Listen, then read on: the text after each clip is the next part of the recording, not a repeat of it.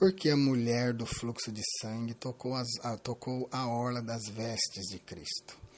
Porque ela não tocou em nenhum outro lugar do Mestre? Porque ela escolheu a orla das vestes para tocar. Nós vamos estudar sobre isso. Hoje vamos descobrir por que tanto a mulher do fluxo de sangue quanto outras pessoas fizeram a mesma coisa. Porque quando iam tocar o Mestre, eles escolhiam tocar na orla das vestes. Será que era um sinal de humilhação? Será que era um sinal de reverência? O que será que significa tocar na orla da veste? Nós vamos ver uma visão talmúdica, cabalística e depois nós vamos ver uma visão bíblica, tá bom? Desse assunto. O Talmud, o que significa Talmud? A palavra Talmud significa estudo. E o Talmud é a coletânea dos livros sagrados dos judeus, é o registro das discussões que os rabinos fizeram referentes à lei, à ética, aos costumes e à própria história do judaísmo. O Talmud tem dois componentes, que é a Mishnah, que é o primeiro compêndio escrito da lei oral judaica, e a Gemara, que é uma discussão dessa Mishnah, e dos escritos tanaíticos, tá bom? Tanaíticos referentes à Bíblia hebraica. E a Cabala é um substantivo feminino, portanto, é a Cabala, é um sistema filosófico religioso judaico que se originou no século XII, XIII, mas que também integra elementos que remontam lá à era cristã, tá bom? A Cabala acredita que o universo, em vez de ser uma criação direta, como fala lá a Torá, é uma emanação divina, tá certo? Mas também compreende preceitos práticos e até especulações de natureza mística e esotérica em relação à criação, à existência e à própria Torá. Na Cabala, a Cabala dá muito valor lá, né, nesse tipo de interpretação, tem grande importância o deciframento dos textos bíblicos. Então vamos ver nessa perspectiva. Chegando-se por detrás dele, tocou a orla do seu vestido e logo se estancou o fluxo do seu sangue. É o que está escrito em Lucas 8:44. Então ela veio e tocou a orla do vestido. Orla, no hebraico, é kanaf. Significa asa, extremidade, borda, ponta do casaco, o arremate da roupa e também significa aba.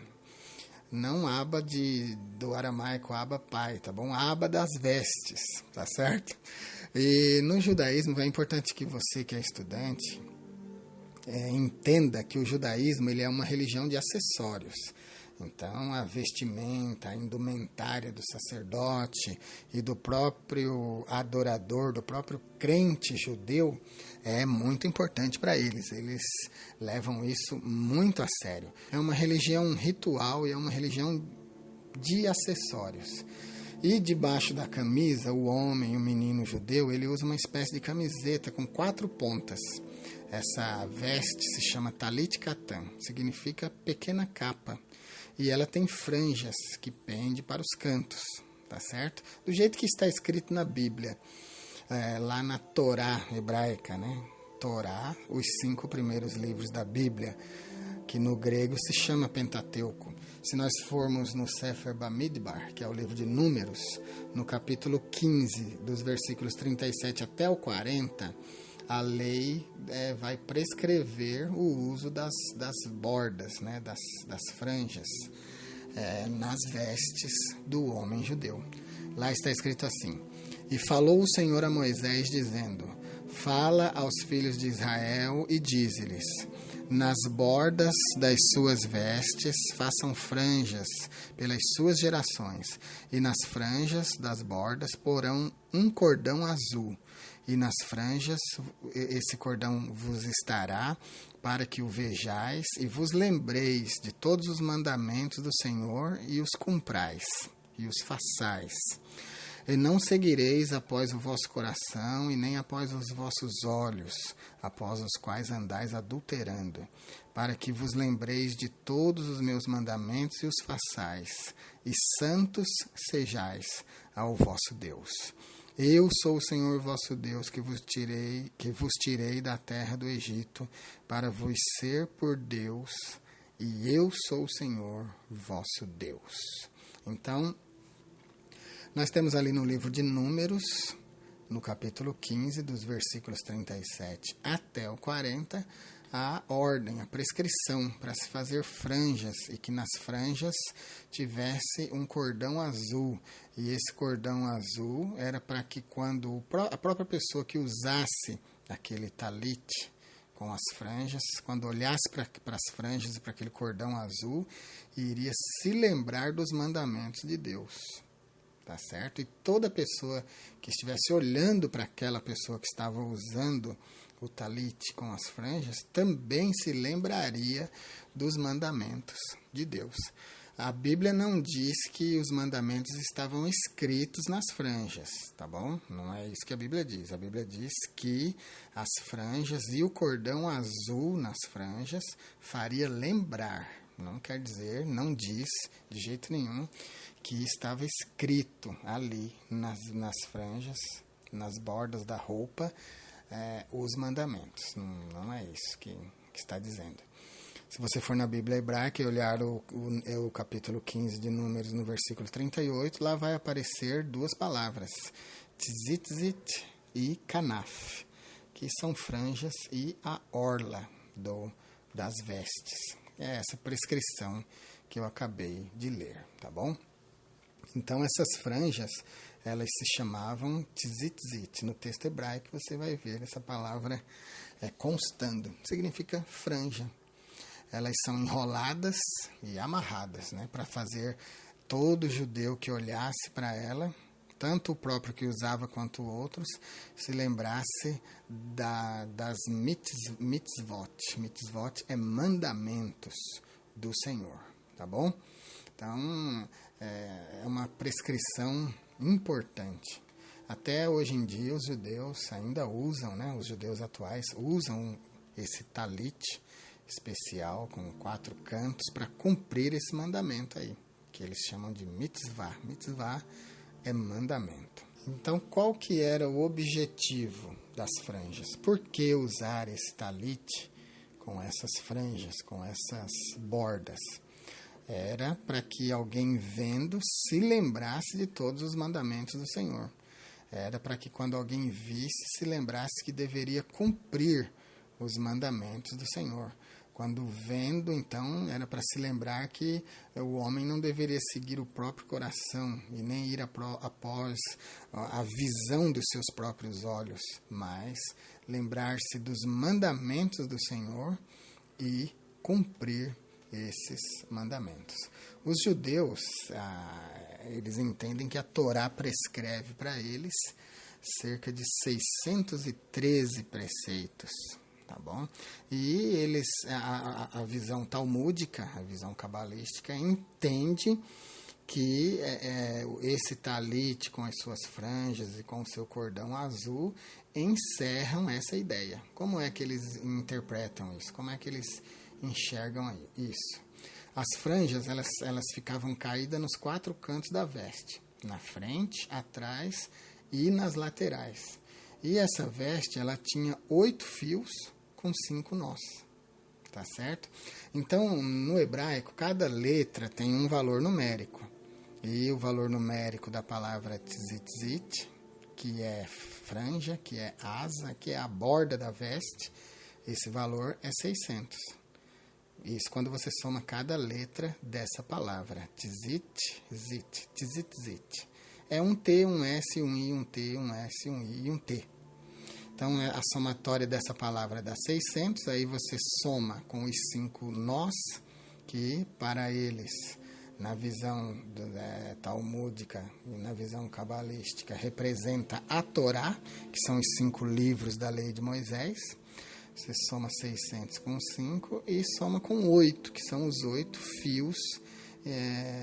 Você vai ter, então, 613, fazendo eles lembrarem dos mandamentos, dos 613 mandamentos, que são preceitos da Torá, para que eles obedeçam. Então, segundo a interpretação judaica, a lembrança que as franjas trazem para eles?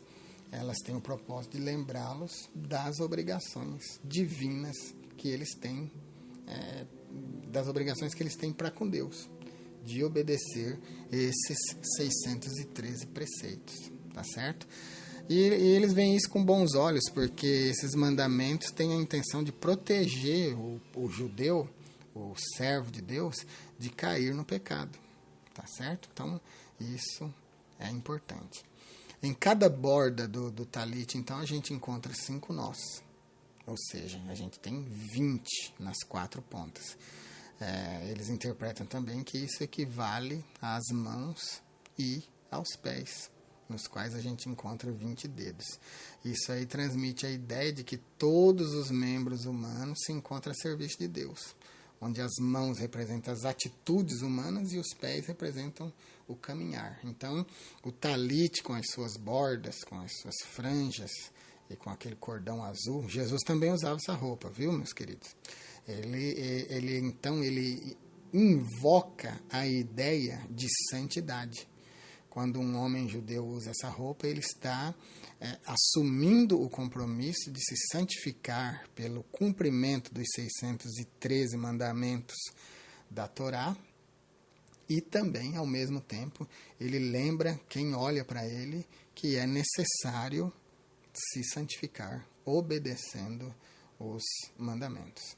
Então, quando a mulher do fluxo de sangue tocou na orla das vestes, no tzitzit do talit de Jesus, ela estava tocando na autoridade, na santidade do Messias. Ela estava querendo sentir o toque da santidade do Senhor Jesus, porque ela tinha consciência que ela era impura e não podia tocar no próprio Senhor, não podia tocar nas mãos ou nos pés ou na pele do Salvador. Então ela toca na orla das vestes. Mas isso tem um significado ainda mais profundo que a gente vai falar daqui a pouco. Então é muito interessante, muito gostoso de entender isso. Ela não estava fazendo um ato aleatório, ela sabia o que estava fazendo. Como todo judeu conhecedor da Torá sabia o que significava tocar na orla da veste. Olha só, numa visão profética, se a gente for em Zacarias 8, 23, você vai ver que está escrito lá: naquele dia sucederá que pegarão 10 homens de todas as línguas das nações, pegarão sim na orla do vestido de um judeu, dizendo: iremos convosco, porque temos ouvido que Deus está convosco. Então, pegar na orla significa partilhar da santidade da pessoa que usa o talit, que usa o tzitzit, que usa as franjas conforme a prescrição do livro de Números. Tá bom? Então é assim que o Talmud entende, é assim que os judeus entendem e é assim que eles ensinam, tá certo? Vamos ver uma visão mais bíblica agora, pra gente, embora que eu já fiz um comentário breve, né, mas vamos fazer um comentário mais detalhado agora sobre o porquê a mulher do fluxo de sangue tocou então na orla das vestes e por que as pessoas tocavam na orla das vestes. E se você ainda não viu outras pessoas, fora essa mulher do fluxo de sangue tocando na orla das vestes, eu vou mostrar para você agora.